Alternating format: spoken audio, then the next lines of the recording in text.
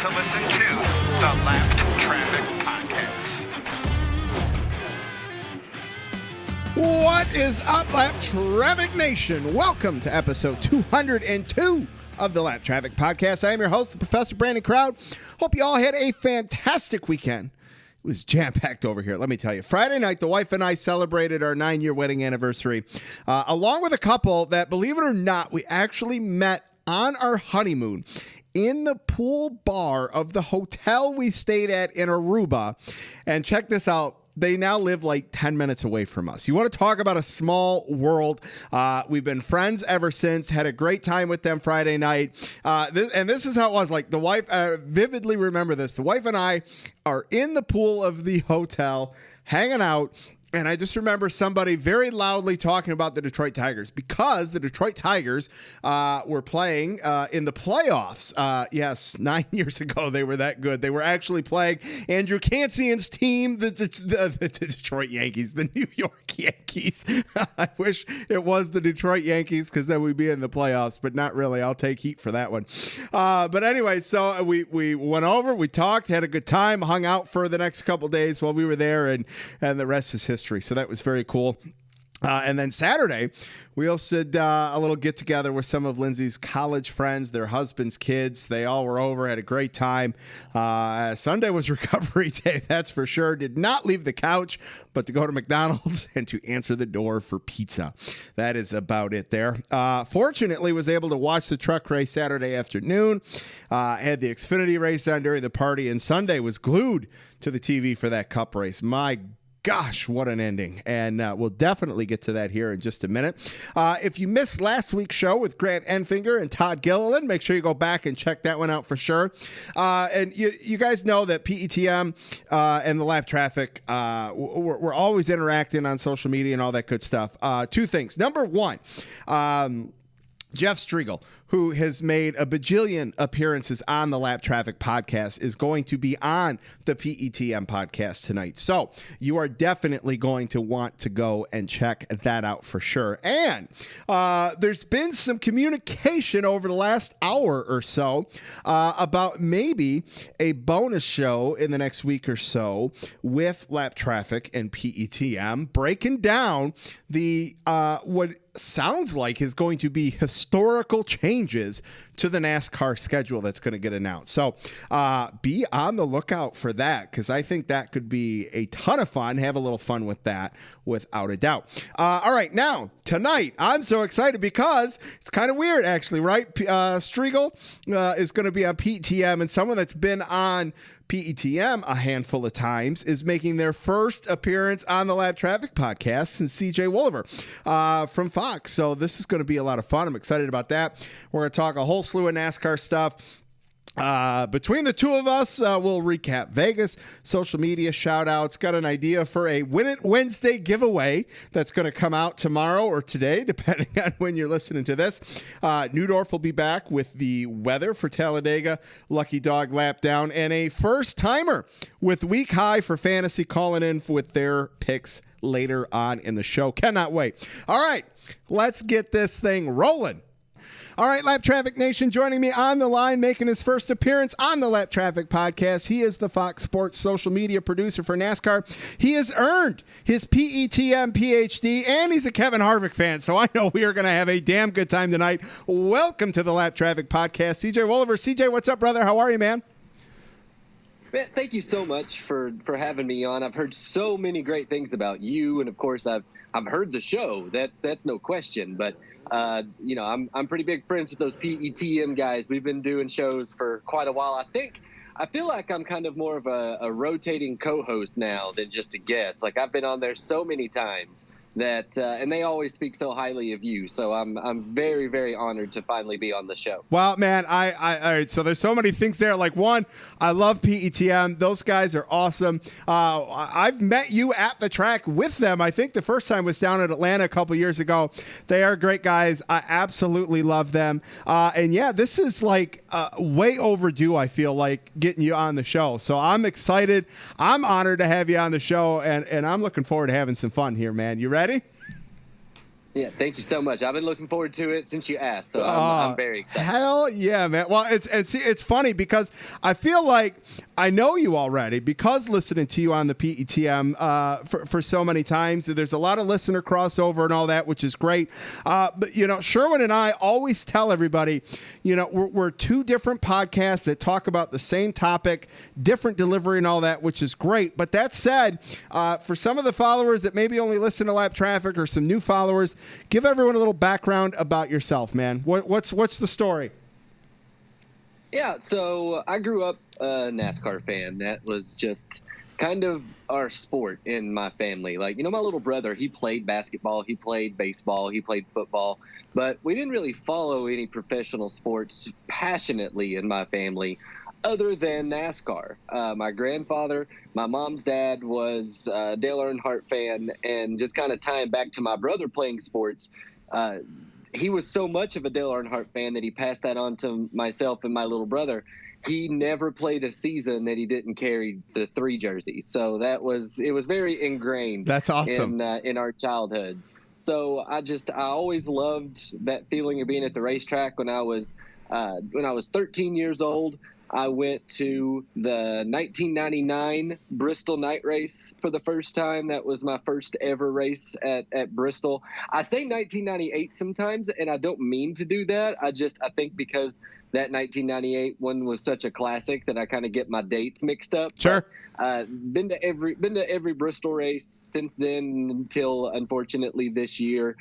Missed both the Bristol races this year, just trying to be safe and Sure. quarantining and that sort of thing. But grew up basically at Bristol, did some short track work with Lonesome Pine Raceway and Kingsport Speedway, Lonesome Pine in Virginia and Kingsport, Tennessee.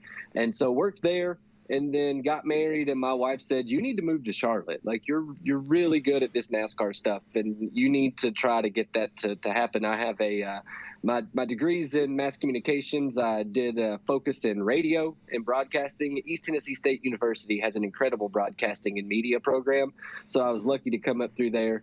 And then moved to Charlotte, sold phones for a couple years, and knocked on doors. Did PR for NTS, the trucks team, with Brennan Newberry and Gray Galding when they were there in 2014. Was there for 1 year, and then the spot came open at NASCAR on Fox. I put in an application, they called me in, and the rest is kind of history. And so I've been there now since 2015. So working on, I guess this would be my 6th full season because I did the 2015 season. So that's awesome, man. I love hearing journeys like that. That's so cool that, growing up fans and kind of, I don't want to say stumbling into the sport, but kind of just like, who would have thought applying at NASCAR and boom, here we are, right? Like that's such an awesome story. I absolutely love that. That's great. All right, so I'm going to break fourth wall here real quick because Lap Traffic Nation, CJ and I are on Skype recording this, and obviously I don't do the video side of things, so I'm going to break fourth wall. CJ, you've got one hell of a hat collection behind you right there. So what's the story behind the hats? Who's your favorite, or what's your favorite hat back there? And are those like ones that get worn, or are those hats that are display hats?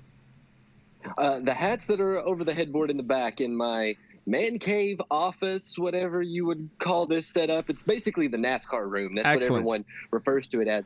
And my nephews, they call it their room because it does feel like a room that would be pretty appropriate for a 3- and 5-year-old. Because there's lots of toys in here. Right. But the hats, everywhere I've worked, basically since Food City, when I was in high school bagging groceries, I've got a hat from everywhere I've ever worked. The Food City one's not back there, but it's not on because I needed another couple hooks, so Sure. Food City didn't make the wall. But I've got a hat. I've got a hat from everywhere I've worked. Right? That's great. And so there's Cars Pro Cup up there. There's Truck Series. There's Lonesome Pine Raceway, Kingsport Speedway, my dad's small business. I've got a Scott's Well Service hat up there. That's my dad's business. And that was one of my first real jobs. So it had to make the wall. The favorite hat, though, August of 2000, my grandfather took me for the first time to meet and get an autograph from Dale Earnhardt Sr.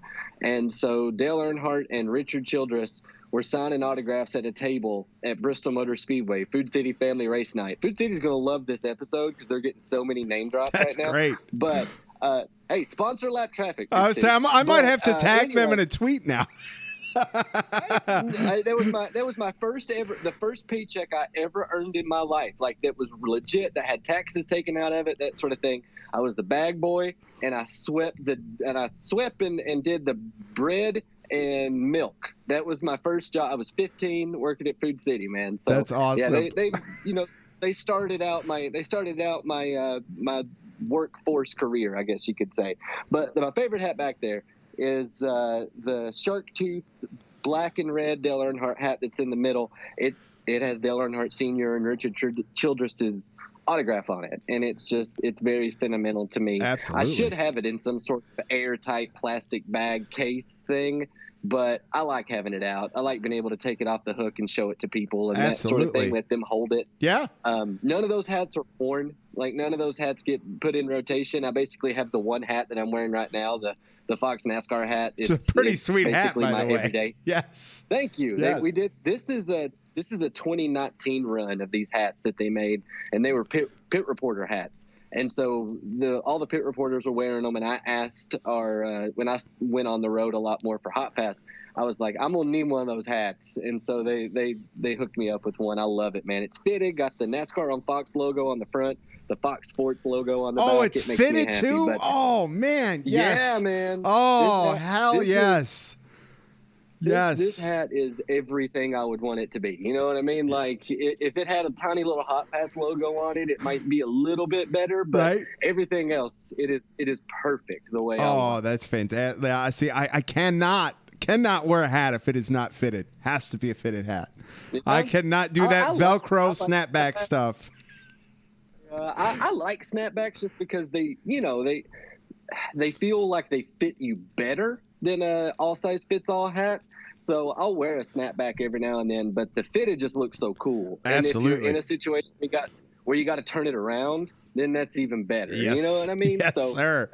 Yes, sir. You can't tell I'm a hat kind of guy. I think there's 12 hanging on the wall. Or no, there's 14 hanging on the wall right now. And then I've got here at the bottom, that's my collection of NASCAR on Fox hats and Coca-Cola because they sponsored Hot Pass this season, so I've got to represent them.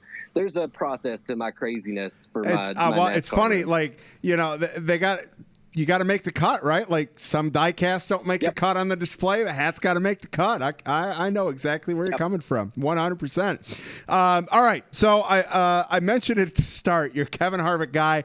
Everybody knows I am. I want to ask you a Harvick question now and at the end because I don't want to feel like I give too much love to Kevin Harvick because I do try to be as biased and objective or unbiased and objective as possible. It's tough. Yeah, man. right. Like, working for the broadcast side of it, I'm not supposed to have a favorite, and for a long time I didn't. I kind of kept it under wraps for a while because I didn't know how big of a deal that was. Sure. But then again, I was like, I'm just a social guy. I can cheer for who I want to because it made me not enjoy watching the races as much. You know what I mean? Yeah. When I didn't have that one guy to pull for. And so I finally just was like, I'm going to lean into it. Kevin came into the studio one time to do a podcast with us. He was doing the podcast that we did a few years ago. And the host, Daryl Mott, told Kevin, like just out of the blue, he was just like, yeah, our social guy over there in the corner feeding us the questions, he's diehard Kevin Harvick. Can you sign this diecast for him? And he was like, yeah, absolutely, dude. It was just, and now like kind of every time Harvick he'll poke fun because he knows I'm such a diehard. That's so, like, awesome. He works with Fox a lot, which is a cool thing. And so, like, Tim Fedola knows the same thing. I'm actually pretty, I would consider Tim a really good friend. He spotted for us at NTS back in the day. And so now he knows I'm such a huge Ford fan for life. And so me and Timmy get along pretty well because of all that. That's fantastic. All right, so now, we talked favorite hats. What's your favorite Kevin Harvick NASCAR diecast? My favorite diecast? Well, my favorite ones of all time, and it's kind of weird because it's not necessarily my favorite paint schemes. Okay. But I have some of the. I'm trying to remember the actual ratio because I only have two of them. it's bigger than one. It's bigger than the smaller ones, and it's smaller than 124s. And I just love that size. So I really love those die casts. But then I have the original black 29 that he ran the first weekend after Dale Earnhardt passed away before they changed it to red. So I have the black 29 die cast that they ran, and it's autographed on the windshield. So that one's my favorite. That one me and my grandfather searched for a long time back in the day. It was a hard one to come by. Sure. The black with black 29 with the white Goodrich colors. It was tough to find the first couple years of the run. My grandfather and I ran it down at Martinsville. I think in 2000, I forget when it was. It was 2003, I think it was. We found one at Martinsville, and he bought it for me, and then got it signed a couple years later. So that one's my favorite. That's really cool. I love that. That's very cool. All right. So, hey, man, so you and I kind of have something in common here in that we both have new houses. And I wanted to bring that up because my wife and I bought a new house. We had been in our old one for 10 years, and it was time to upgrade and all this, right? And so we moved in January, right before COVID hits, right? All this stuff. And my wife and I poked fun at each other a lot because it was like if we had been in our first house, we would have killed each other because, we didn't have that space to you go over there, you go do your thing. And then, there was the house projects, right? Cause it's a new house and you want to put your own personal touches on that and stuff, man. So having the new house may have been the saving grace for us with COVID. How is the new home coming along for you guys? I love it. This is our first one. We moved to Charlotte in 2012. And I have always been just very tied to Kannapolis. The first trip that I ever came to Charlotte was for the 2001 Coca-Cola 600. And those tickets were bought Christmas of 2000. So my grandfather bought me those My grandfather bought me those tickets for he and I to come to Charlotte to watch Dale run in the 600. Well, of course, that didn't happen. Sure. And so we were it bummed us out, and so we kind of and I mean, of course, obviously, but we did kind of a DEI Kannapolis Charlotte Motor Speedway. We just kind of made a day out of it, just sort of doing our own little version of the Dale Trail before the Dale Trail was a thing, Yeah. And so when we visited this town, I just loved it. It made I just felt kind of a home feeling here. And I told my grandfather, I think I'm going to live here one of these days. And he was like, well, I may just have to come with you when you do that. Well, he unfortunately did not live long enough to see me get here, but we built this house in Charlotte. That's awesome. We built this house in Kannapolis. That's so cool. It's so even if I didn't like the walls of the house, if I didn't like the inside of it, it would make me happy to finally have my own Kannapolis address, not an apartment, not a house I'm renting. This is my Kannapolis address that I can put on my driver's license. So that's always made me happy. But we built a new one in a little that's kind of an upstart community in Kannapolis that we're pretty happy with. We love our neighbors, and we had a lot of time to sort of dig into it and make it our own, because you said you moved in January. Yep. As the pandemic was hitting. We moved in March. So quarantine had started it was the end of March, beginning of April when we moved. And so the quarantine stuff had started to sort of hit, and the really fear of going outside at the time had started to hit. So it was really good for us to be able to be here and get moved in. Now, I really, other than maybe painting a couple walls that we just kind of had them paint everything the same thing when they built it, because it's just easier, and we thought we can change that up when we want to. Other than painting a couple walls, man, it's basically exactly how I want it right now. That's fantastic. I've had the time to work on it. Yeah. So it's definitely coming along great. I really enjoy mine. You guys happy with your new one? Oh, we love it, man. It was I needed a bigger basement, man cave, and all that kind of stuff, and we just ready to upgrade. After 10 years, it was time for something new, something different. I say I'm good here. I don't need to move. I just built the ultimate bar in my basement. I'll never be able to do that ever again. Yeah, I'll never replicate that. So I am good.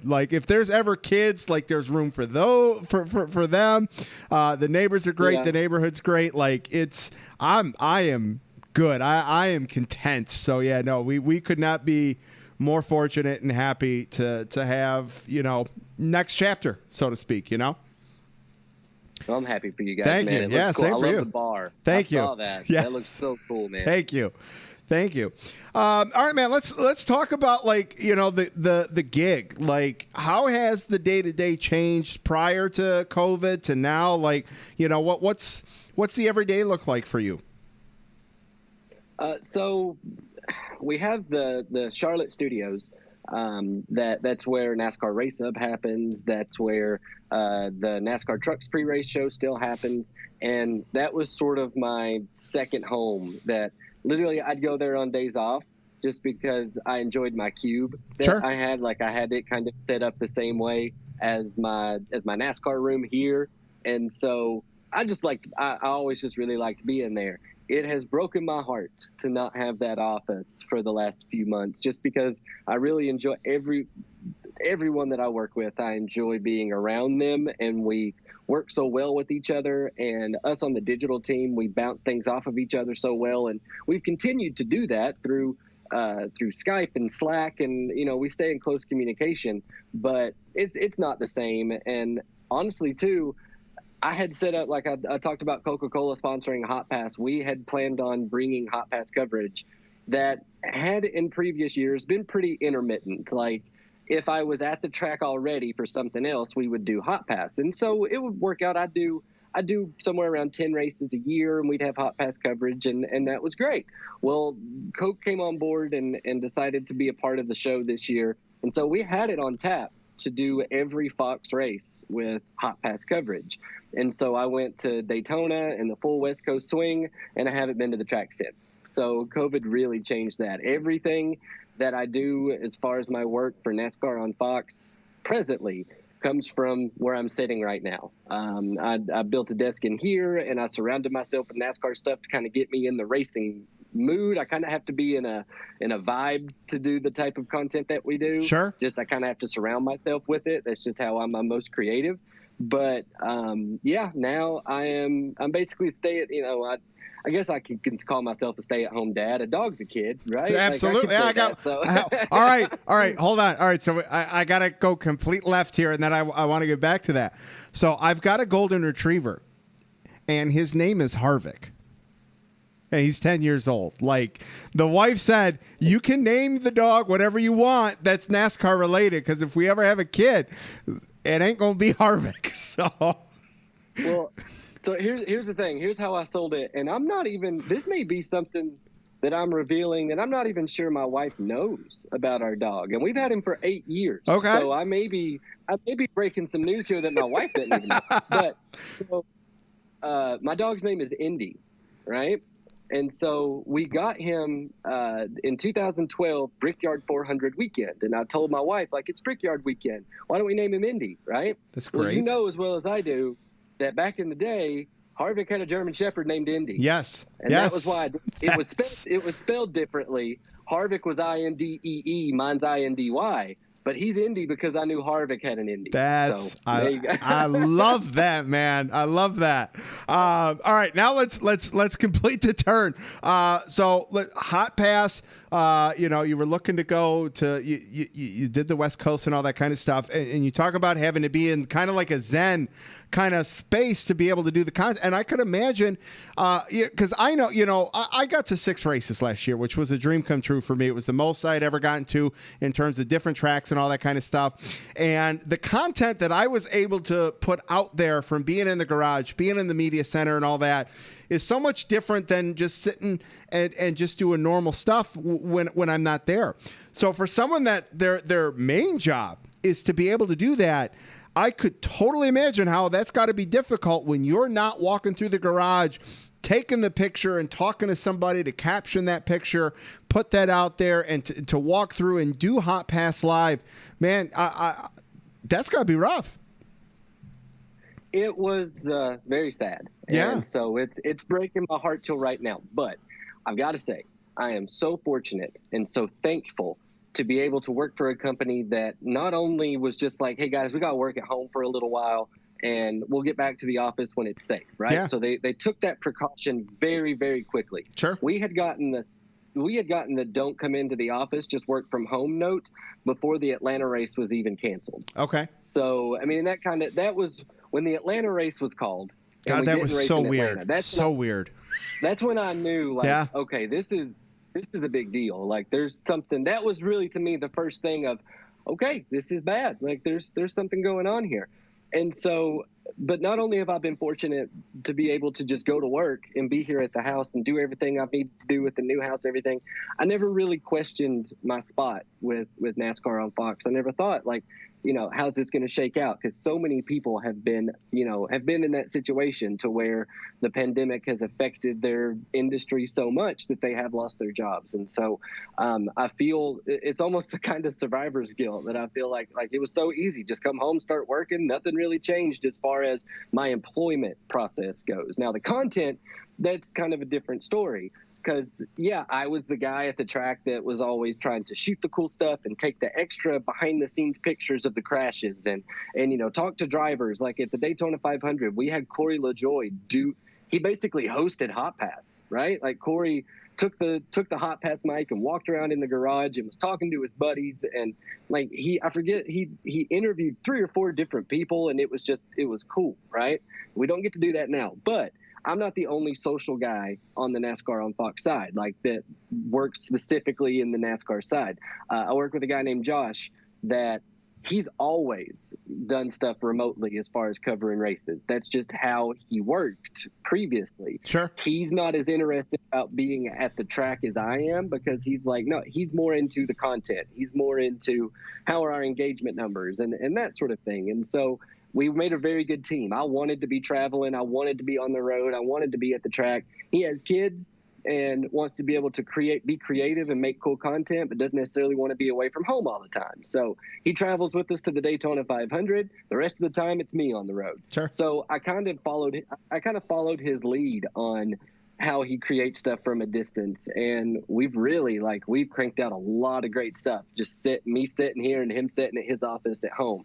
We have, we use a lot of Getty images. They take a lot of great stuff. We use those. Racing Insights does a great job of providing us with stats and numbers. And we talk to Bob we have a group text thread. We talk to Bob Pockers every single day.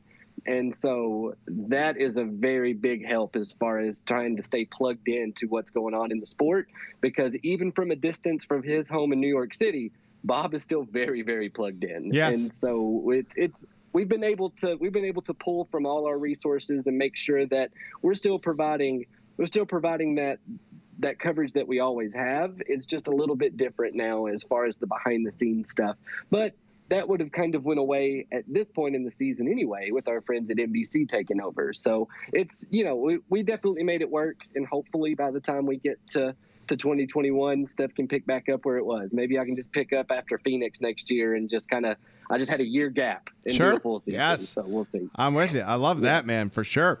All right, let's talk a little racing and some stuff that's going on as of late. Let's start with the trucks. I love trucks. I know you love trucks. Amen. Trucks are where it's at. I tell you what, and I know Sherwin and Rusty over at PTM, they do the same damn thing. It's like if you are looking to get into the sport and you want something quick, fun, easy to watch, and you don't want to take up a Sunday afternoon, man, crank up a truck race Friday night, 2 hours in, out. It's exciting. It's going to be great. You're going to have a damn good time. Man, that's where to start. I absolutely love the truck series, man. Oh, well, see, that was the first time I ever went to a NASCAR race with a permanent credential, with a plastic credential, not a paper one. Right. It was a trucks race, right? I worked like that. The first time I ever went there with a hard card, I was there for trucks. And so I did the full truck season in 2014. And not that I didn't love it already. Like I did. Like I've always really loved the truck series, especially back during the KHI days. I mean, I was a KHI fanboy. Sure. Yes. And then NTS, NTS bought like the KHI building in Kernersville. And I did not know that. I did not realize that. Okay. All right. I worked out of the old KHI shop, and so that was kind of a dream come true. Sure. But so I've just always really enjoyed trucks, and yeah, like that's definitely a benefit of the truck series is that new fans can come on. It's vehicles going fast in circles, but it's not necessarily the time investment that a Cup Series race would be, right? Like I've always been like the kind of guy that I don't like the idea of shorter races. I'm sure there are tons of people that do like the idea of shorter Cup races, and that makes sense. I understand. I'm always sad when we get to 5 laps to go. Not because I don't think the finish is going to be fun. I get sad because, well, race is about over. So yes. You see what I mean there. Yep. But I understand that not everybody looks at things NASCAR-wise the same way I do. So I do think the trucks is a great way to kind of get started, learn the strategies, maybe follow a driver that's at the beginning stages of his career, follow someone maybe like a Sheldon Creed or a Zane Smith, and then follow them up. They're going to go experience. Right. Yeah, you'll have time. You won't be in the boat we're in where Harvick's going to be on his way out, and it's like you can never you can't replicate your first driver. You cannot replicate that feeling and emotion. So yeah, get somebody new. Go get that 17-year-old kid that won in the trucks this past weekend. You got time with him, man. So you can just follow him all the way up. Yes. Yep. You got 30 years now. Well, all right. So let's talk about that. So first playoff race, 17-year-old plays spoiler to the playoff guys, picks up the win this past weekend at Vegas. Then we get, I'm sorry. That was last weekend. This weekend, Austin Hill. I'm reading too fast there in the notes. Austin Hill picks up the huge win. He was sitting 8th in points. He looked like he was going to be on his way out the door. And now he doesn't have to worry about Talladega this weekend. But we got Rhodes, Gilliland, Eckes, all within manageable points. The truck series out of the three is the most unpredictable, I think, in terms of I could not look at the standings and tell you who's going to make it to the Final Four. No, I really don't think we're at that point yet to where I could confidently make that statement on who I think is going to be in the four. But what I thought was so cool over this past weekend at Vegas was Austin Hill talked with Alan Cavana at Vegas during the pre-race show. And he said, I have every confidence in the world that we can get the job done. And really tonight he considered Vegas his make or break race. He was like, we've got to make a statement. We're the regular season champs, but we've got to make sure that everybody sees we're the team to beat. We got to go out here and we got to get that momentum on our side. Talk about the kid making a statement. Like he definitely came out the gate fast in Vegas. And so I'm not sure that we can make a full four prediction on who will make it to the Final Four, but I definitely think we see Austin Hill in that Final Four whenever we get to Phoenix. I think we see Brett Moffitt in the Final Four, and I'm not going to count out Grant Enfinger for those. That fourth is kind of a wild card. I mean, I feel like Zane Smith could definitely do it, but then we've still got Matt Crafton, who knows how to show up and get it done. Well, so, that's Matt Crafton goes and does the unthinkable. Matt Crafton last year defied what this playoff structure was supposed to do. Like, wins were supposed to get you to the playoffs and get you points, and to be the guy that goes and wins a championship without a win. I mean, we almost saw that in 2014, right, with Ryan Newman. But Matt Crafton defied all odds last year, and I love the fact that he came back out, wins this year. But like you said, you could make a case for just about anybody right now. Like Tyler Ankrum stepped up his game over the last few races. He's sitting there 4th or 5th in the standings. You got Todd Gilliland, who's gone out there and shown moments of brilliance. You've got all these guys that haven't shown consistent brilliance to say, like, yeah, they're going to get to the Final Four, but they've shown glimpses of brilliance at inconsistent times, which is going to make these next 5 or 6 races absolutely incredible to watch in the Truck Series. And one thing, too, that I think is so wild about the playoffs this year is the guy that's not in the playoffs right now is the fact that we're not talking about Sauter, right? Which I think is, which I still forget.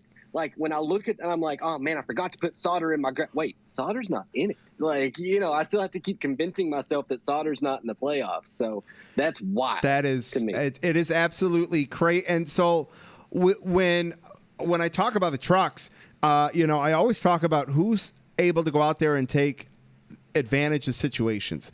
Johnny Sauter this year is an outlier year. Like, this is not a Johnny Sauter year. So you had guys that were able to go out there and take advantage of things like Zane Smith, a rookie who picked up 2 race wins. You've got Todd Gilliland out there who made the play. There's a couple spots that were available because Johnny Sauter did not have a Johnny Sauter-like year.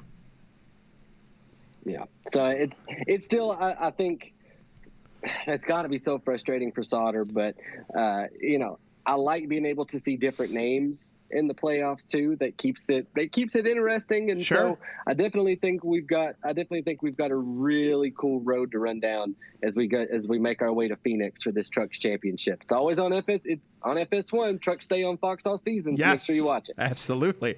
All right, let's talk a little Xfinity here. The spring we saw Chase Briscoe get hot. The summer saw Cindric heat up, and now it would appear as though Briscoe kind of has the pendulum swinging back in his direction again. And this is kind of different from the Truck Series. All I know is that I have to have these two in the Final Four because we as fans deserve to see it. These two battle it out. We saw it last year with the big three with Custer, Riddick, and Bell. I would feel unsatisfied if Cindric and Briscoe did not make the Final Four. I know anything could happen, but I definitely want to see that happen. Is that where you're at from an Xfinity standpoint?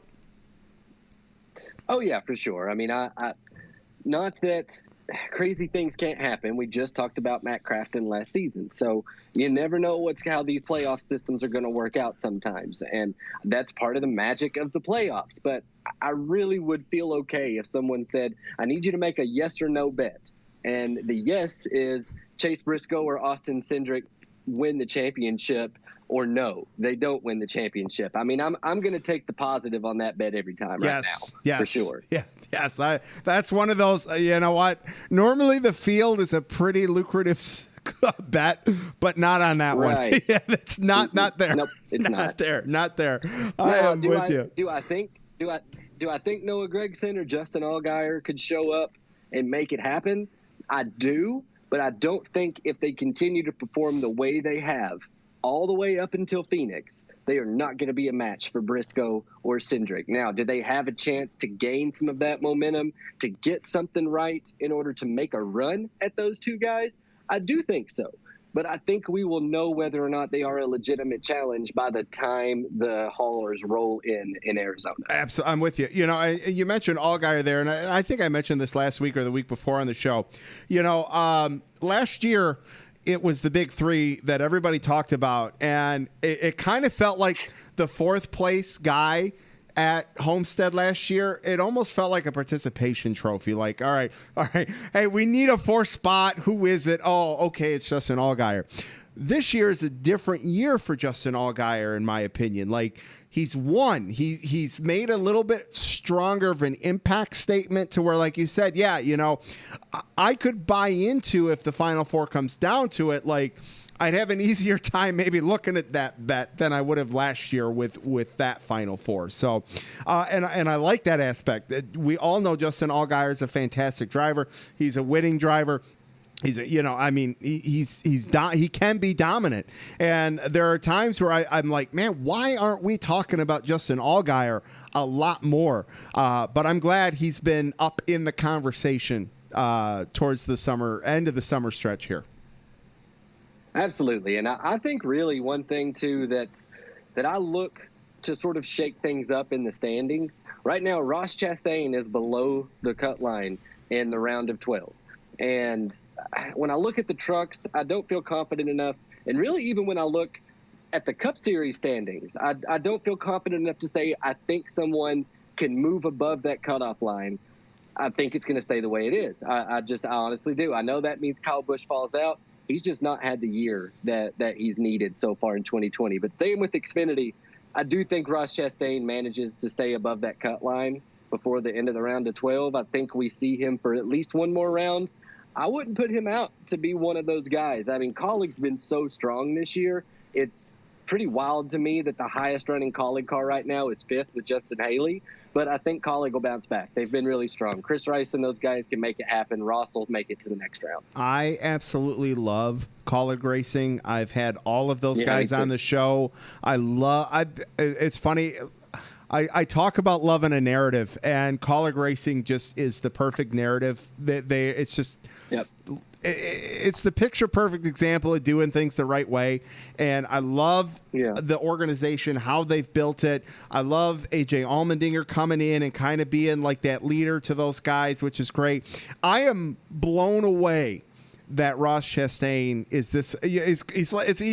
Ross Chastain is to Xfinity as Kyle Busch is to Cup. I'm blown away. Neither one of those have a win.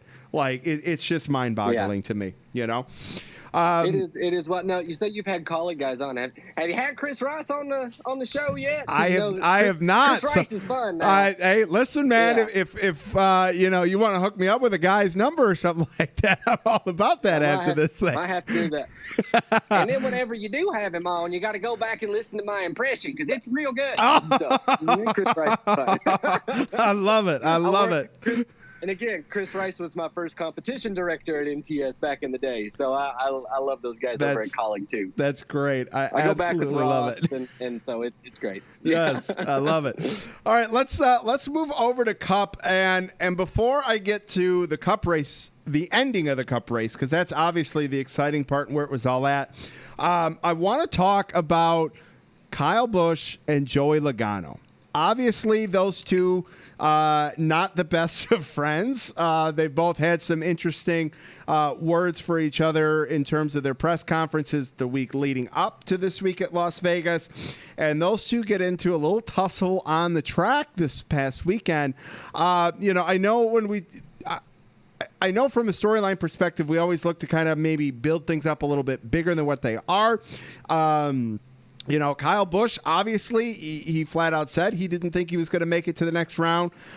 Joey obviously looks to be in a little bit better situation than Kyle at the moment. Does what we saw happen carry over into this weekend at Talladega at all, do you think? Or, does Kyle maybe... I guess let's put it this way. Is there a need for retaliation from either party with what we saw this past weekend? No, that's on Denny Hamlin. 110%. That was on Denny Hamlin. He makes it 3 wide. That doesn't happen between the two of them. And I think if it was something that Kyle Busch he's not one to kind of let stuff go. You know what I mean? Yeah. Like, we've seen them get together at Vegas before, and we saw how that worked out after that happened a couple years ago. So I think, and Kyle Busch said after the race that he didn't blame Joey for what happened. So he was talking with the media on Zoom, and he kind of chalked it up to a racing deal, which is why I love Kyle Busch. I realize that he has an unfortunate outlook when it comes to a lot of fans, because a lot of fans say that he's, they say, oh, the crying Kyle, and Kyle, all he cares about is being a jerk after the races and that sort of thing. You know what Kyle really, really hates? Losing. Not winning. You know what he doesn't care about? I really think it's his perception. I mean, he's at Joe Gibbs Racing. They're never going to let him go. He's got the sponsorship side of stuff. They're not going to let him go. He has one bad season already. I mean, even if he wins every race from here on out, we're not going to say that the beginning of his 2020 wasn't terrible. It was. Do I think he's completely out of it now? No, but I love Kyle Busch so much. What I thought was weird from Kyle Busch was him saying that Joey Logano is nobody's friend for a reason. Who of these guys are racing to make friends? Right. Like, if you're racing to make friends, you're in the wrong business, bud. Right. Yeah. And so when Joey Logano came on Race Hub before, we still, just so everybody knows, by the way, we do a Race Hub show still before every Cup race. So, usually is a couple hours before the green, hang out with us on FS1.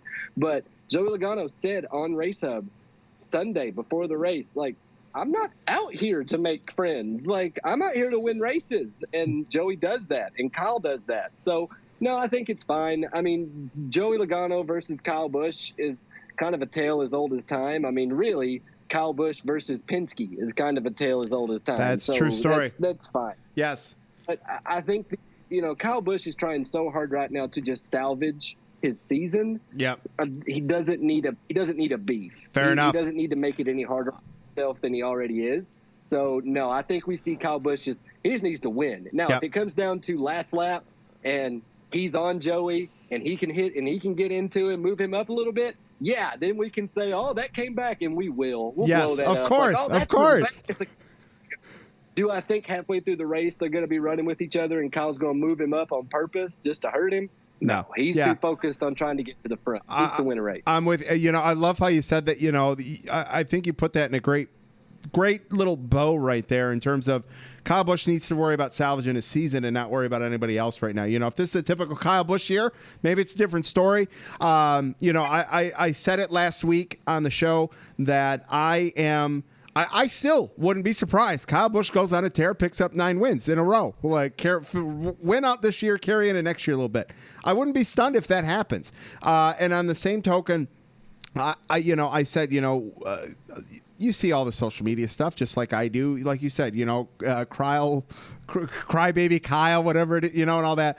Kyle Busch isn't good for the sport of NASCAR. Kyle Busch is great for the sport of NASCAR, and that's because everybody needs that antagonist. Everybody needs that heel to root against, because if he's winning, that means your driver isn't winning, and that means you're going to tune in next week to see if your driver does win.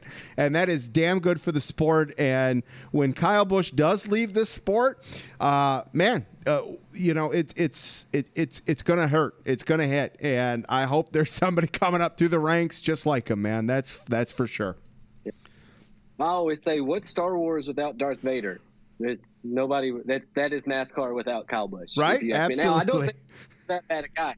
I think the fans love to hate him. Absolutely. But I'm going to say this as a guy that grew up 3. Right? Yeah. Half the diecast back there are Harvick. Half the diecast back there are Dale Earnhardt Sr. Okay. Yeah. And I'm going to say this, and I'm sure you're going to clip it, and it's going to be on Twitter. People are going to come at me. Okay. But I'm just going to say this. His attitude when he loses races, his attitude when he wins races, his attitude when he's just settling on the track, doesn't care, he's going to do what it takes to win. That is Dale Earnhardt, kids. And if you don't like that now, you wouldn't have liked Dale in his prime. So you don't need to figure out what your problem with Kyle Busch is. All right. So first off, I had already written down 2 different time frames to clip for the audio preview, but now that's got to happen. That's happening right there. That's making it. That's done. Yep, that's perfect. All right, so let's talk about the ending. Yeah, thank you. I appreciate that. All right.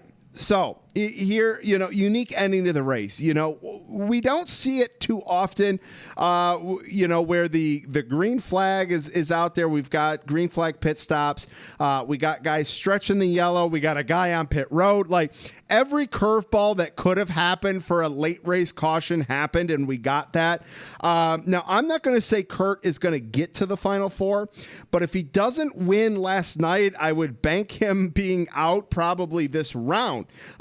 So I don't think that's some mind-blowing uncovering by any means, but I think Kurt winning threw a curveball to the guys that aren't Kevin Harvick, Brad Keselowski per se. So what did Kurt Busch winning do from a playoff implication, would you say? Well, the first thing I think it does is it proves that this win in your end system is awesome. And y'all can at me for that too, because Kurt Busch goes from 12th to 1st in 1 restart, right? Yep. That's all that just happened. Yep. 1 caution flag, and Kurt Busch goes from 12th to 1st in the standings. So I'm down with it. But I definitely think Kyle Busch is a little bit more desperate going into Talladega, because now he's just outside. He's 9 points out, just outside of that top 8 that he needs to be in. And it's Talladega. You make a little bit of a risky move. You kind of get a little bit on the outside and make sure that you're pinching that guy a little bit or something, and you can win this race. You can save your season. You can make it to the next round and then fix it again. So I think what the major implications of Kurt Busch winning, yeah, it's got a big implication for the playoffs. I think it has even bigger, crazy implications for Talladega. you got somebody like Clint Boyer that's a little bit more desperate to make a move. He's not ninth anymore. He's 10th. So I think we see some craziness out of some of those guys that are right at the line for Talladega. Now, and Eric Almirola and Austin Dillon, I don't know that they will be quite as desperate because, come on, they have had exceptional seasons anyway already. Like, not that they're not going, and I say that, and people are going to say, well, you're supposed to be going for every inch, every second, do what you can. They are. But Austin Dillon has had a career year, no doubt whatsoever. I think if something were to happen and somehow Austin's eliminated tomorrow, right? There's some new rule and Austin's just done. It's out. Like something happened. He's already got to be happy with this season. And do I think that he could, come out and win a race at Talladega? I do think he could. I don't think he will. But right. I think the implications of Kurt Busch winning, we are going to primarily see play out in one weekend at Talladega. Sure, I'm with you. And it's, and the thing too is it's not like we get to fall back to a 1.5 mile cookie cutter afterwards. We're not going to Kansas. We're not going to Texas. We're going to the Roval, where we've only been there twice. No practice, no qualifying. Like, I think that adds even more. I think, if Kevin Harvick won at Las Vegas, I don't think it's as big of an impact. But Kurt Busch winning, I think that really does throw a curveball for this round and change. I don't know the crew chiefs will admit to it, but I think some strategy's been changed for some of these guys for these next 2 races. I think so too. And, I think they've got to try to do their absolute best at Talladega, because I don't think anyone gets a lock-in at the Roval, because I think we've got somebody that really needs a win that hasn't had one in a while, that came really close to winning a Roval race. I think we see a spoiler that's not in the playoffs win at the Roval in a couple weeks. I think Jimmy Johnson gets it done at the Roval in Charlotte a couple weeks from now. Man, we haven't even gotten there yet, man. I would love. I mean, we're going like. That's the strategy yes, on, man. I tell you, strategy they need to think about. Jimmy's got. I mean. I don't think anybody had championship hopes for Jimmy Johnson. We'll go down this rabbit hole for a minute. I don't think anyone had playoff hopes or championship hopes for Jimmy Johnson, but I think people did have. I had.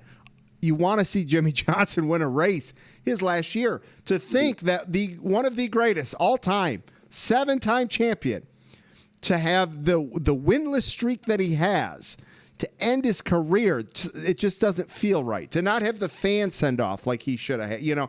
So many things just don't feel right to know that Jimmy Johnson isn't going to be at Daytona next year. I hope like hell.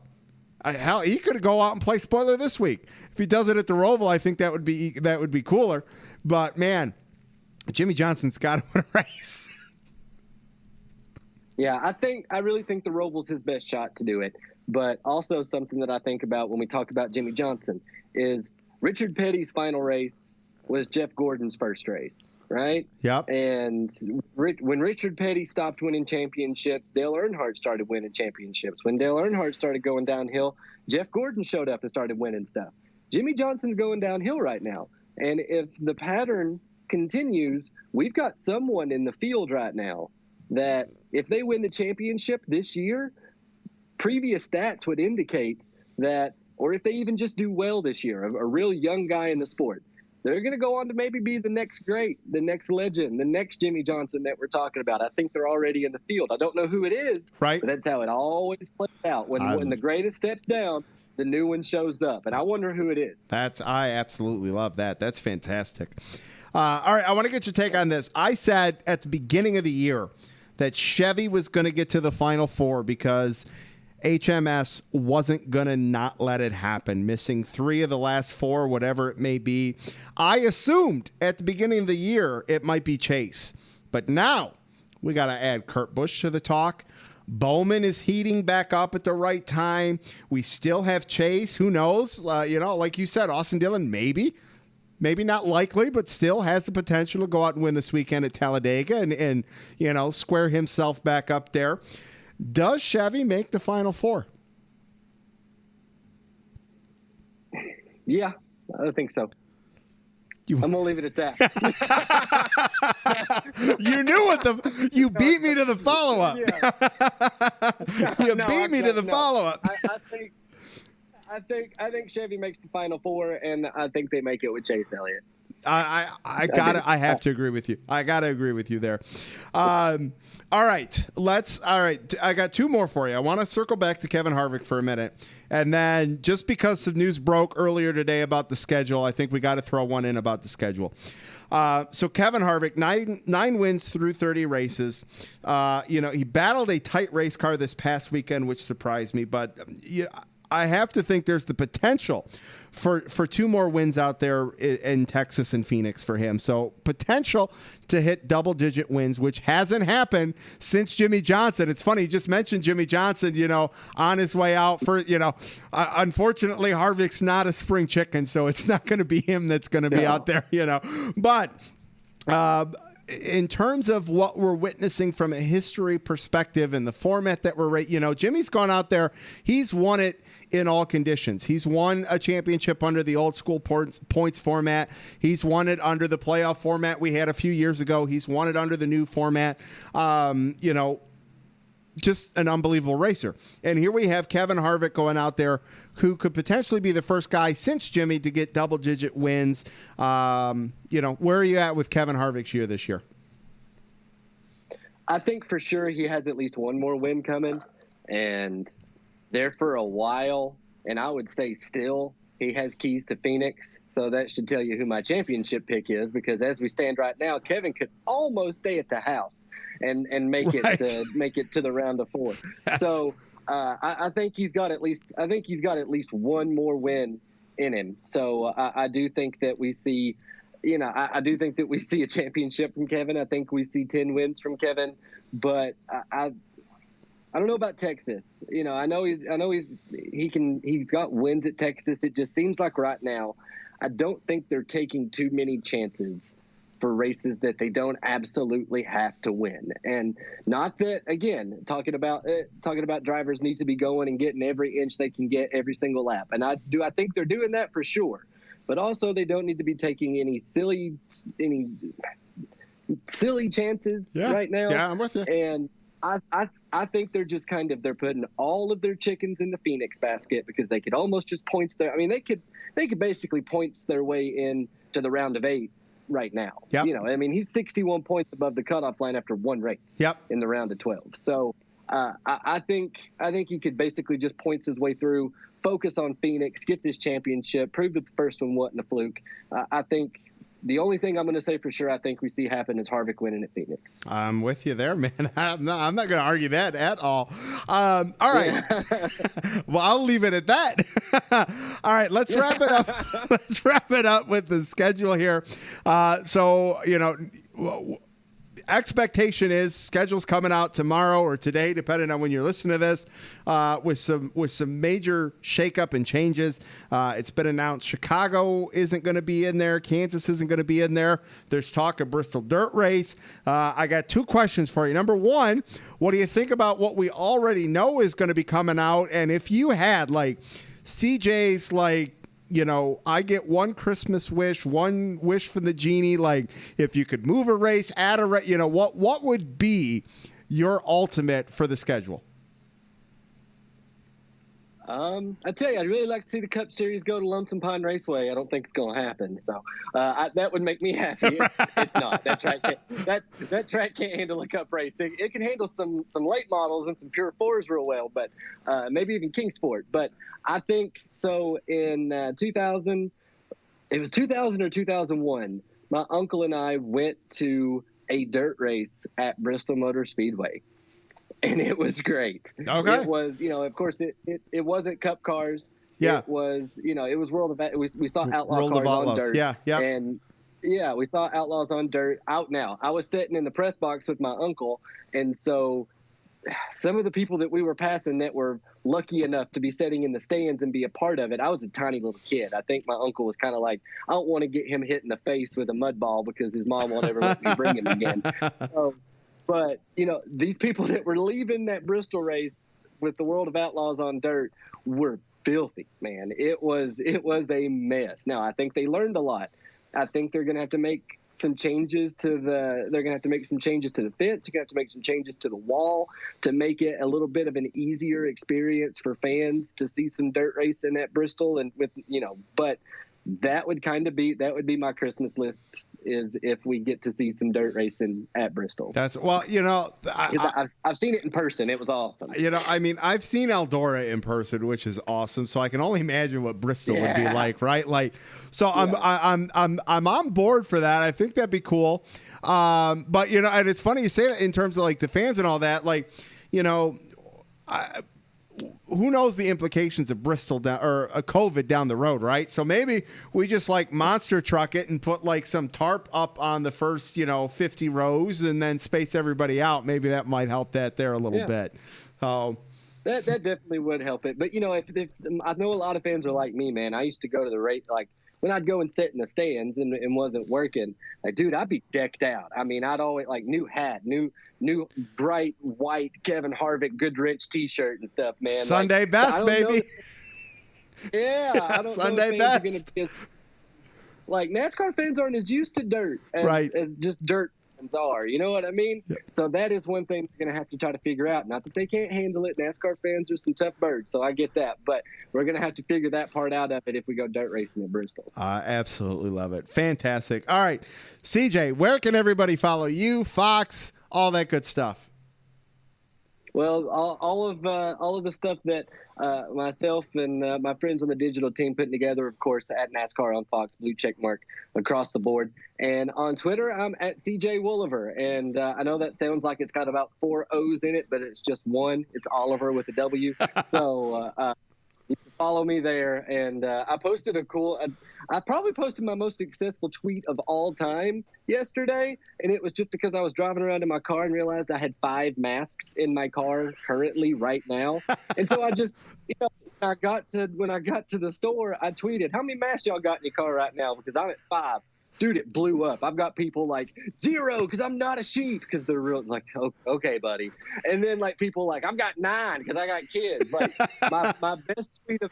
my best tweet of all time had nothing to do with NASCAR, so I'm a little sad about that, but it worked out. That's great.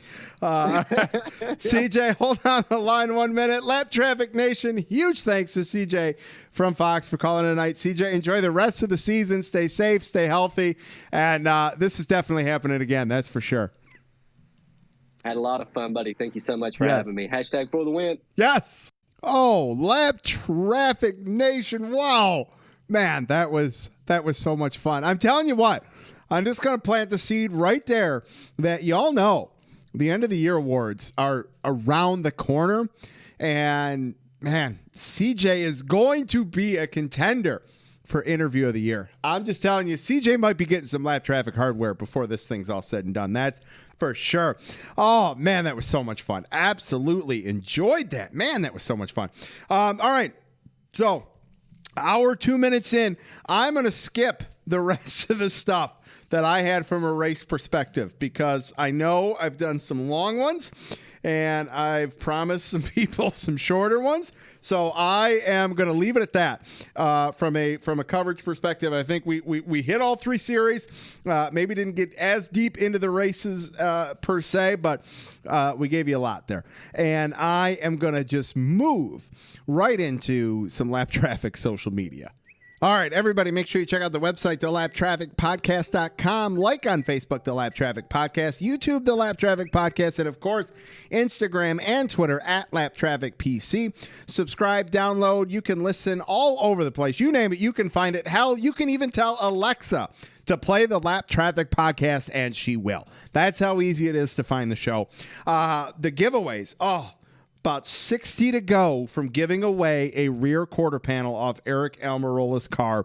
And I want to do that next week. So I'm going to spruce things up a little bit with a little Win It Wednesday thing tomorrow. Be on the lookout for a giveaway, some Lap Traffic swag, a little different Lap Traffic swag giveaway tomorrow to help get the 60 followers so that next week I can give that away. I'm very excited about that. Some shout outs to some new followers. Chad Allman at Chad Allman 10, big NASCAR fan. Ben at the Lone Wolf Texas, The Lone Wolf TX from Texas. and a Kevin Harvick fan. Nate at NASCAR Nate 48 loves him some NASCAR as well. Welcome to the show, everybody. Tell your friends.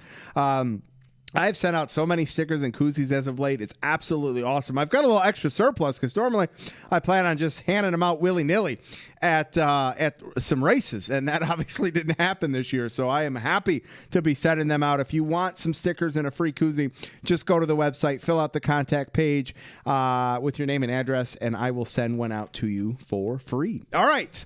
Let's keep pressing on. It's time for some weather. Let's get Mr. Brian Neudorff on the line.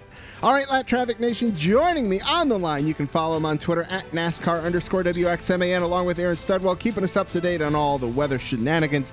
Well, welcome back. Since episode 200, it's Mr. Brian Neudorff. Sir, good evening. How are you? I'm doing okay. Excellent. Welcome back. Glad to have you back. Feels like it's been a lot longer. It feels like, I don't know, it feels like it's been like 200 shows since you last had me on. It does. I don't know. It's funny. I don't know why, but I was thinking that same thing when we got on the phone, that it was like, man, it feels like it's been a lot longer than just the usual 2 weeks here. But here we are. Well, what's new? Anything fun, exciting? Anything good? Well, apparently we should not try to predict Big Ten football. You got that right. Wow, did we botch that up? Well, okay, if you go back and listen to show 200, one of us was extremely hesitant about his answer. That's a true story. That was me, because I really didn't, I hated to do that, and again, so far, but it's still out there. Notre Dame had to postpone a game. So, it still has impacts. Yes. So. Well, I think I know Aaron and I think we're so confident just because of the Michigan State talk that was out there that it was like it was all or nothing, and those guys were going to be pushing for no. It just made sense. Like, you know what? Why would it? No, there's no way they're going to be getting back. So, granted, we still have not kicked off yet. No. But man, October 24th is right around the corner. And I tell you what, the one thing that I do like from a Michigan State perspective is that they've kind of kept to the tradition of the late October, early November Michigan State game, which is typically around game, 6 or 7 for those guys. It's going to be game 2. Like the following weekend, it's Michigan State on Halloween. That's happened a couple times in the past. So that's going to be fun. The neighborhood's talked about having a tailgate for that, which I'm excited about. So I'm ready for some college football, man.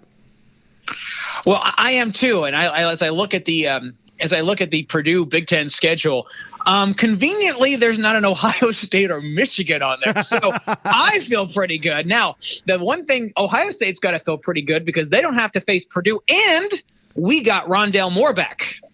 Very nice. Like some of the people who had decided they were going to go pro or go for the NFL draft, now that they're playing, he is coming back and will play this season. So, But generally speaking, when you see the likes of, now granted,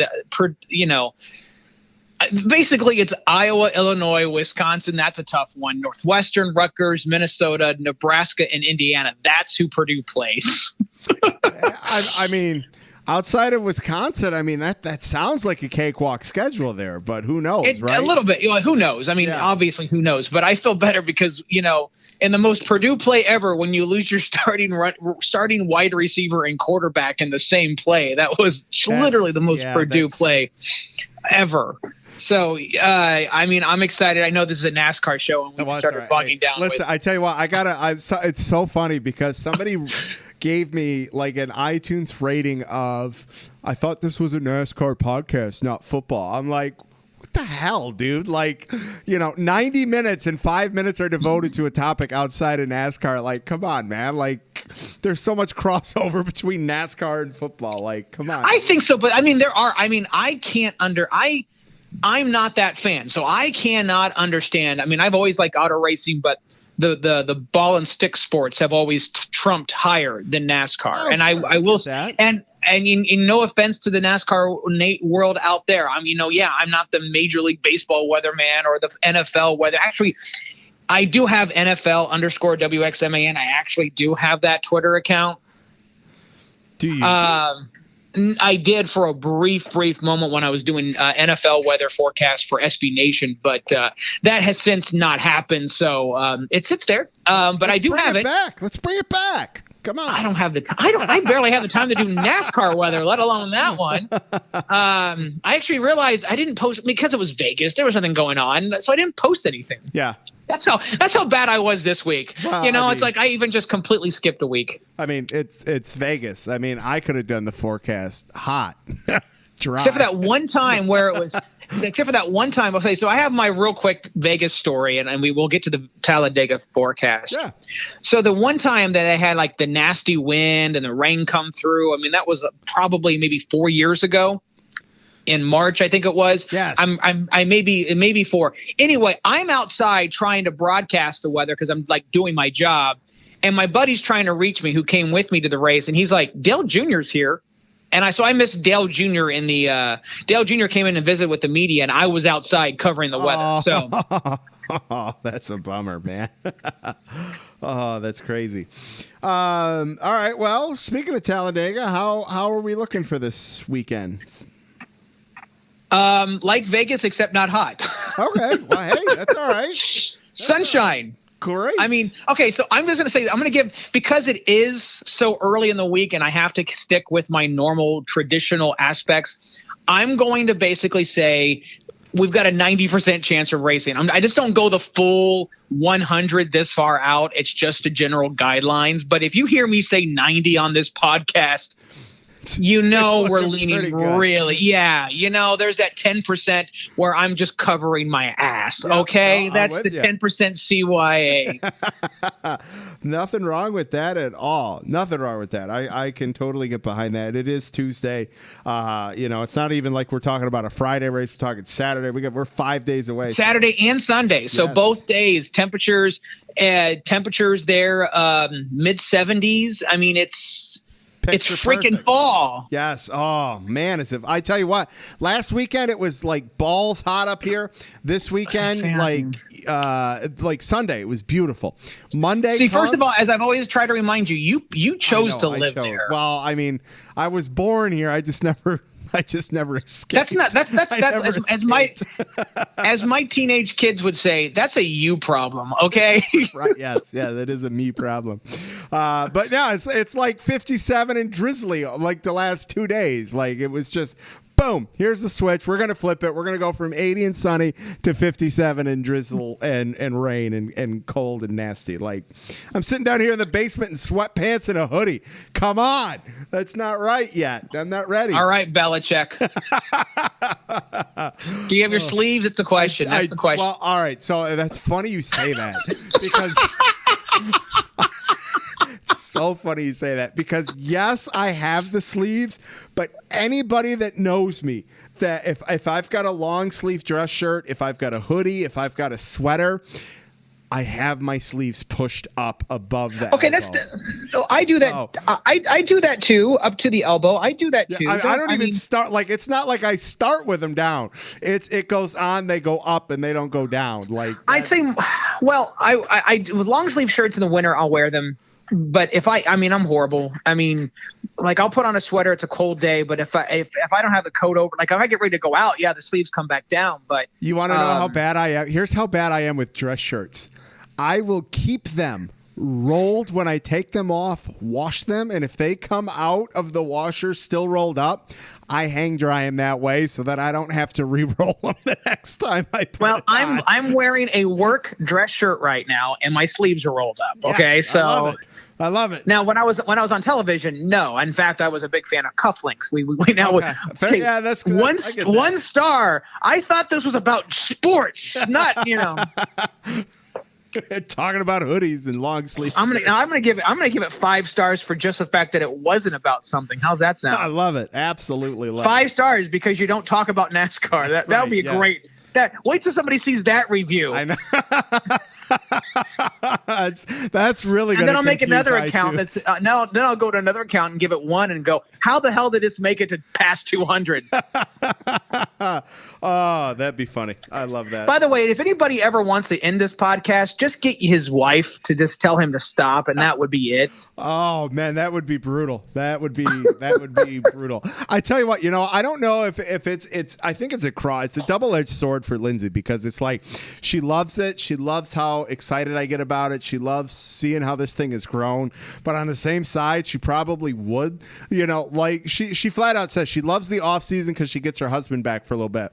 But I tell you what, if she had to deal with me, upstairs on a Tuesday night, she'd probably get sick of my ass and tell me to go into the basement. So, it's probably to her benefit that I have. No. Everybody has to have their. My wife has her things. No, you still, to have a good marriage, it really does. You're absolutely right. You are one together, but you are still two parts. Absolutely. And so that, yes. And it's good that we have outlets so that our outlets don't involve killing each other. Absolutely. Okay. The fact, for all of you couples who managed to get through, COVID and being locked down together, congratulations. 100%. Yes, for sure. That was not easy. No. And I remember my first COVID fight. So it literally was. And at this point, I don't remember what it was about. I just know it was really stupid. Sure. I believe it. It was really stupid. Oh, that's fantastic. Oh, that's great. Well, sir, this was fun. I enjoyed this one. Well, real quick, yes. Obviously, wow. How many people had Busch winning this weekend and his name wasn't Kyle? I'm telling you, the Vegas odds. Could you imagine February, the week before Daytona, if there was a prop bet, which Busch brother gets the first win? Kyle Busch probably would have been minus, 2,500, and Kurt Busch was probably plus 50,000 or something like that. The odds there would have been worth the $10 bet on Kurt Busch for sure. Oh, yeah. If there was one. Yeah, I don't even know if that's a great prop bet, I think, for Vegas, especially because they're the Vegas boys. That would have been a great prop bet to see that. So that's something I'm keeping an eye on for next year. Well, now, of course, then I'd bet Kyle, and I would have to go Kyle, which would be the obvious choice anyway. But I think after this year, I don't think you're going to – with the Busch brothers especially, but I do not think you will see the same kind of drought with Kyle again. No. Once he gets this next win, they're going to come quick and often.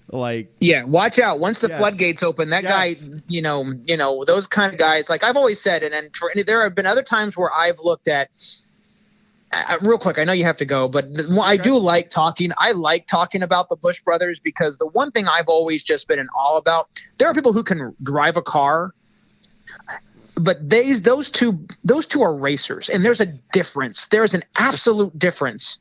You can hate all you want. I think there's an all-star race where I just remember Kyle just shooting between two people, not even anything. I like to describe sometimes the moves Kyle's I've seen him do are the most brilliant dumb shit I've ever seen in my entire life. You think they're not going to work. You think it's the dumbest thing ever. And it's just oh my God, he did it and it worked. Yes. So calculated, it just defies, precise, everything. Yep. Or I don't even think it's that. I just think he knows. There's a racer. There's this racer mentality.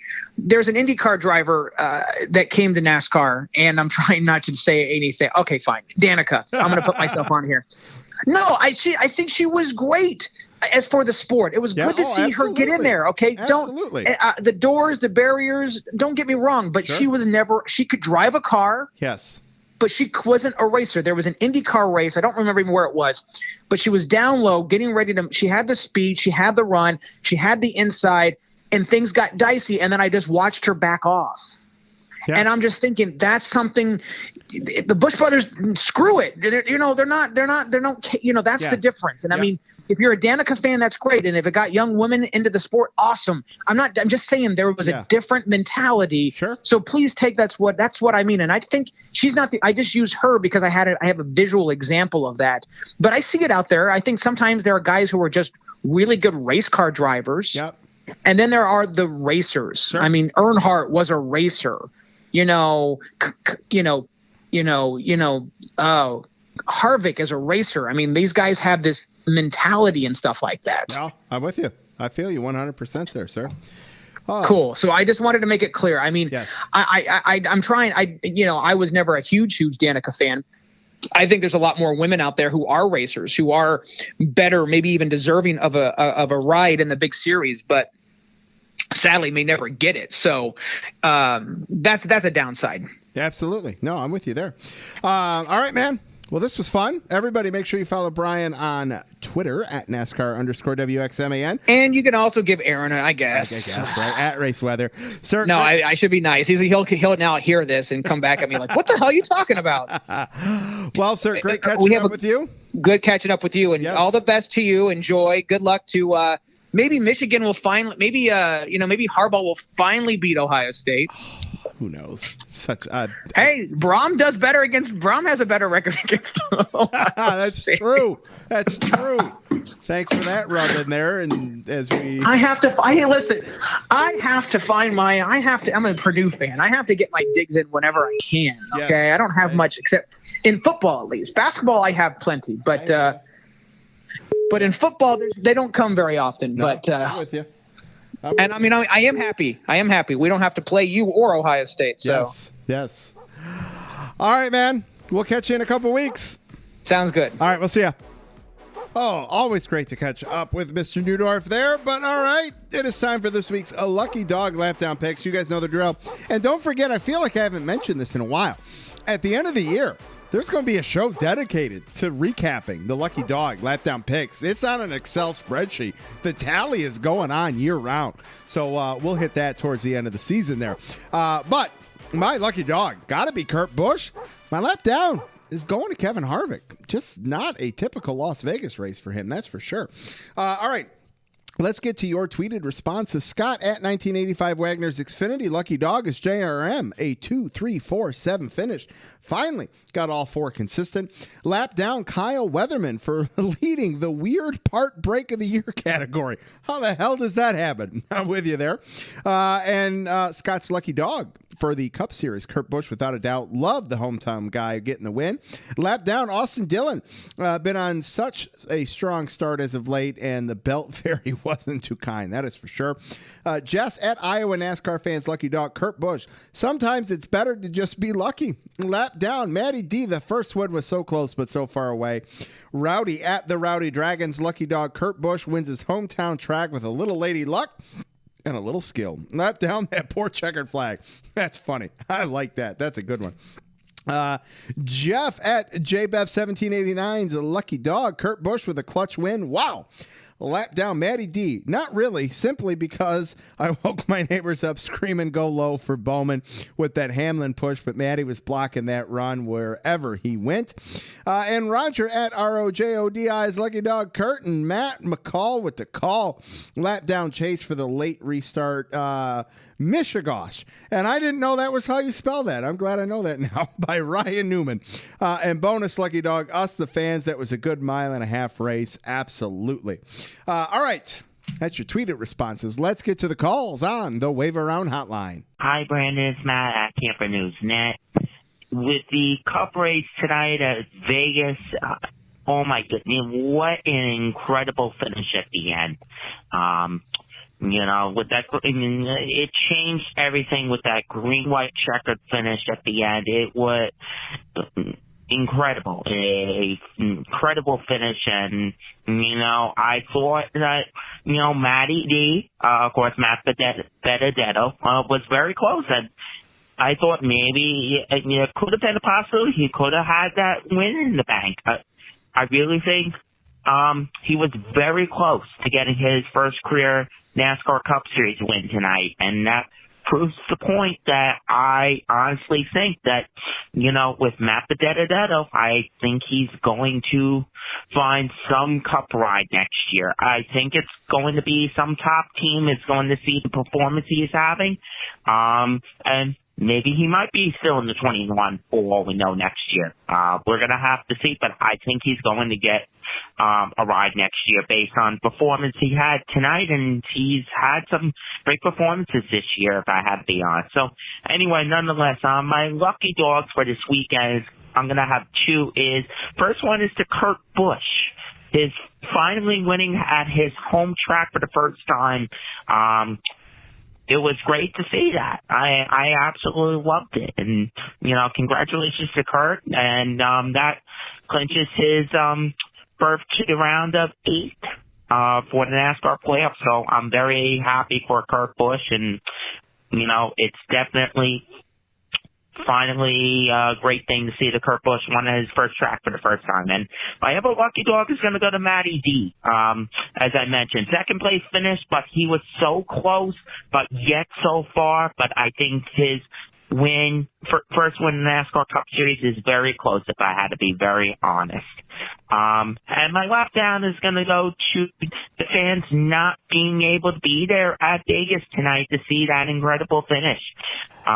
Really bad to see the fans couldn't be there, but, looking forward to seeing the fans out at Talladega next weekend. So anyway, as always, Brandon, Lap Traffic Nation, have a good week, and I'll talk to you next weekend after the second race of the round of 12 at Talladega. Thank you so much, Brandon. Take care. Bye.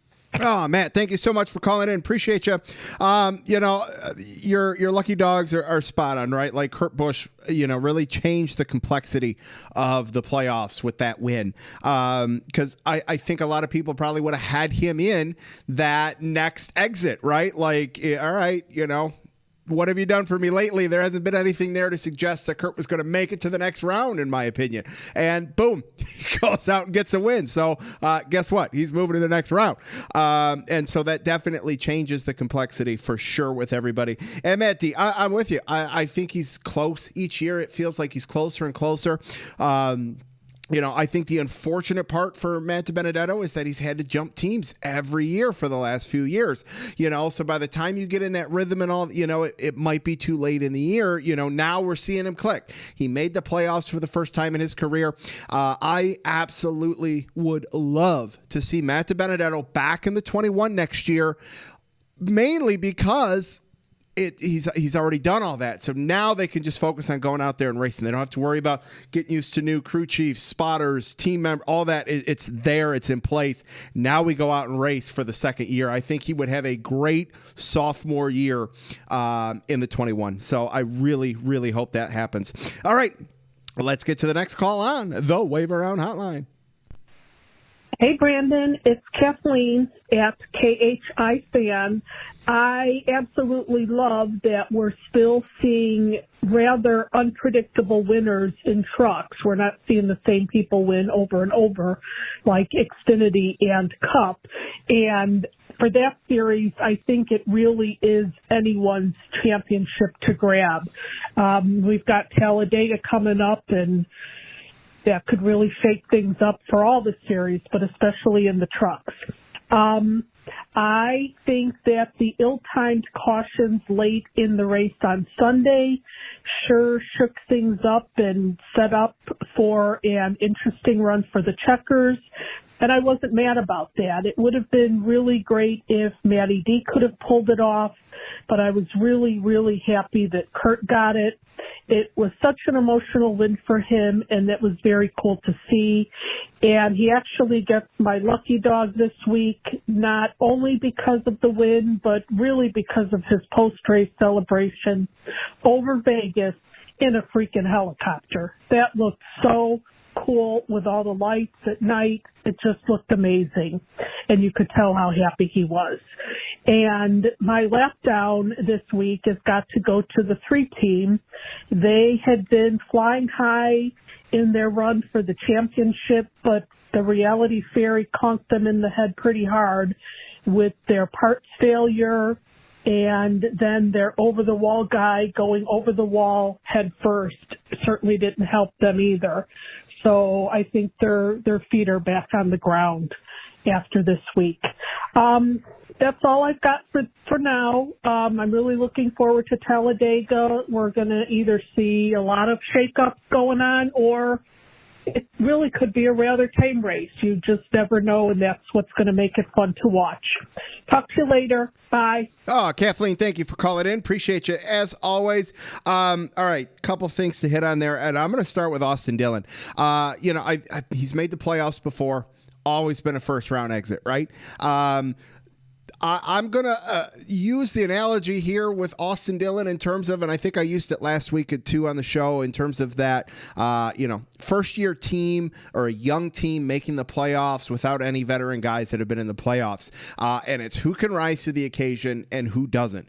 And they were rising, and they kind of, regressed a little bit this past weekend. But that's not to say they couldn't come out there and knock off a win this weekend at Talladega, which would just be crazy. And I mean, this is right. Anything can happen, right? And we can see that happen at Talladega.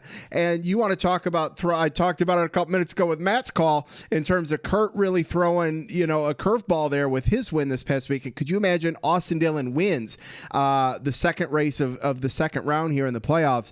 How much that would really shake things up. I kind of want to see it happen, just because the storylines would be great. You all know I love narratives. So I think that would be awesome. Cannot wait to recap next week. That's for sure. All right. I got one more for you. You know who it is. It's the voice of the Wave Around Hotline. What's going on, Lap Traffic Nation? Voice of the Wave Around Hotline at Racing Kansas. The 20% calling in post Vegas. Probably one of the better mile-and-a-half races I've seen a little bit. I didn't think that was too bad of a race. Definitely got a bit of a surprise winner. Second week in a row, a caution came out during green flag pit stops. That shuffles everything up, as it typically does. So we got some new players at the front.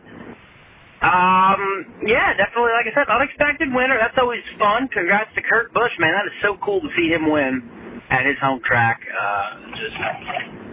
You could see the joy in his face. It's a shame the fans weren't there. It should have been there, but whatever.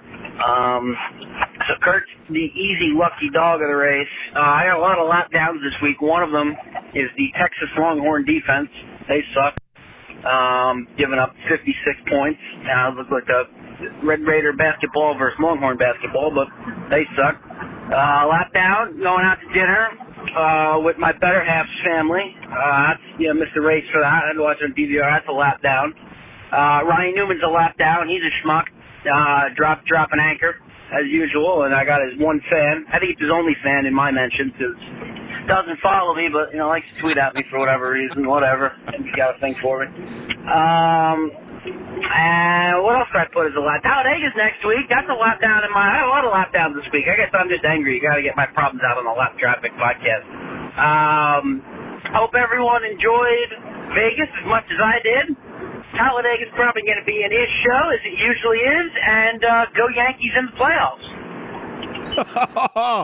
Oh, Mr. Andrew Cansian. I love it.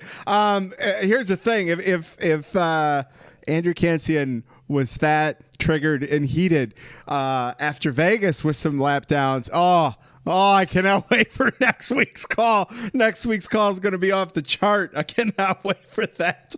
And I chuckled there during his Ryan Newman talk there, because he got into it with a guy on Twitter there, and that was pretty entertaining. That's for sure. Oh, that's fantastic. I'm just going to leave it at that, because that's great. All right. That is going to do it for this week's Lucky Dog Lap Down segment. I love it. You guys always bring the heat, and I cannot wait for the recap at the end of the year. That's for sure. All right, Lap Traffic Nation, it is time to wrap this thing up. But first, it's time for a little Lap Traffic fantasy. Everybody make sure you get your picks in by midnight on Thursday. Keep the Twitter interaction up. We're down to just 6 more weeks. I cannot believe it. Let's see. Let's recap the league this week. I tell you what, you guys were all on the same page. 9 out of 12 of the remaining players took Joey Logano and Cup this week. A couple people got burned with Harvick, I think, not finishing too well. But this week's weekly high with 130 points with Logano, Cindric, and Creed is Brian Hall. And welcome to the Lap Traffic Podcast, Mr. Brian Hall. Sir, good evening. How are you? Good. Thanks for having me. Absolutely, man. Welcome. It's your first time. I think Joe Houston was, he must have been on 4 out of 5 weeks there, or something like that, it felt like. So we got some fresh blood. Yeah, he's been on a big roll. That is for sure. But hey, you know what? You don't have to track him down. All you got to do is just, you're in the Final Four. You just got to stay in the Final Four. and then Sure. everyone's got an even shot for championship weekend there, which is going to be a lot of fun. Let's hit the standings here real quick. Speaking of Joe, he is still in first place with 587. Robert Riggs in second with 584. Kent Dolphe in third with 571. Brian Hall, you are in fourth with 570. Then it's Matt Camper, David James, Aaron Studwell, Chad Robb, Matt Crowd, Crystal Smoke, Just Rose, and Joel Nolf, who've got some work to do here to make it to the next round. Sir, what do you think of the racing this past weekend at Vegas? I think in the truck in the Xfinity, everything kind of held serve. But I tell you what, Kurt Busch getting up there and stealing the win kind of. I think there might be a little panic on the radar for some of these teams. Absolutely, especially coming up with you got two wild cards, right? You've got absolutely Talladega and the Roval. And not that the Roval, I'd say the Roval's would be classified as a wild card just because it's still fresh. It's only our third time going there, right? So and no practice and all that kind of stuff. So but then you look at the Daytona road course, and everybody pretty much behaved themselves. But I think the Charlotte Roval's a little bit more trickier than the Daytona one. And so it's if you wreck out at Talladega, there's going to be a lot of guys in must-win situations at the Roval, which is going to be fun to watch. And what kind of strategies are going to come into place, and who's going to try to be the, do what Kurt did this weekend. And absolutely. Just play their cards right. Absolutely. I love it. Absolutely. All right, man, you ready to make some picks?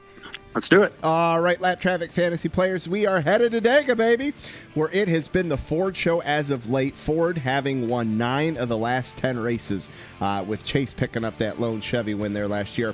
You got to go all the way back to 2011 when Jimmy Johnson won to go back to your last active Chevy driver outside of Chase. It's been a minute there. We know Penske loves Talladega. Joey, Brad, and most recently Blaney, who's got back-to-back wins at Talladega. All have recent wins. All of them love some plate racing. With 2 wild card races to go, like we just talked about in round 2, what will your strategy be to make up some ground to get to that next round of the Lap Traffic playoffs? Will you take someone no one else has to try to get some points? That might be the Hail Mary you need. Who's going to survive the big one? We'll find out this weekend. But first, it's time for our picks. Brian, start with you. Who you got for the trucks this weekend? Well, I think I'm going to go chalk, and you kind of hit on it, and then you had him on recently. I'm going to go Grant Enfinger. Grant Enfinger. I like that pick. I like that. I'm going to go with Thor as well, but I'm going to go with Matt Crafton for this weekend at Talladega. The Xfinity Series, sir. Who you rolling with? So I'm going to go with Chastain. I am too. I'm riding until either till the end of the season, till he gets a win. That's my mantra for Ross. I know Chastain. and I want to be there with you. And excellent. I feel like his last time around on restrictor plate, I think he's still sore about that one. So yep, I'm with you. Little redemption. Nothing wrong with that. All right, and the Cup race Sunday afternoon. Who you got? I'm going to go with Blaney. Blaney, safe pick. Yeah, maybe he could steal one and really mess things up for the playoff guys, not being in the playoffs right now. Yeah. And I tell you what, for all the other competitors out there, I'll a little insight, and I don't know, maybe it's been put out there, but so Blaney this year is the only one that scored stage points in every restrictor plate stage. Ooh, so that's just throwing that out there. Tidbit of information there. I like that. Maybe a little reverse psychology. Yeah, I like that. I'm going to roll with Chase Elliott this weekend at Talladega. See if 2 Chevys can get back-to-back wins and really throw a wrench in there for the Fords and Toyotas. So let's see what happens there. I love it. And I'm excited. It's especially with Kurt getting the win last week. One of those guys, and Austin Dillon or who knows? Austin Dillon's no stranger to the victory lane at a restrictor plate race. So, and as a fan, it's just it's great having Talladega in the mix, and it adds to the excitement. Absolutely, I am with you. All right, man. Thanks for calling in, and enjoy the racing this weekend, and we'll see how we maybe we'll get you back on next week. All right. I appreciate you. Hey, thanks again for everything that you do and making the league enjoyable. And hopefully this won't be the last time I talk to you. Sounds good to me, man. We'll catch you later. All right. Thanks, Brandon. See ya. All right, Lap Traffic Nation, that is going to do it for episode 202 of the Lap Traffic Podcast. Make sure you check out the website, thelaptrafficpodcast.com. Like on Facebook, The Lap Traffic Podcast. Follow on Twitter and Instagram at Lap Traffic PC. Subscribe, download, all that good stuff. Don't forget about the contest. Stay tuned to a Win It Wednesday tomorrow. Big thanks to CJ Woliver from Fox, Brian Neudorff, and Brian Hall for calling in. I am working on a guest for next week, so stay tuned to that. Don't get caught chasing the lucky dog. Make sure you tune in each and every week to the Lap Traffic Podcast. See ya!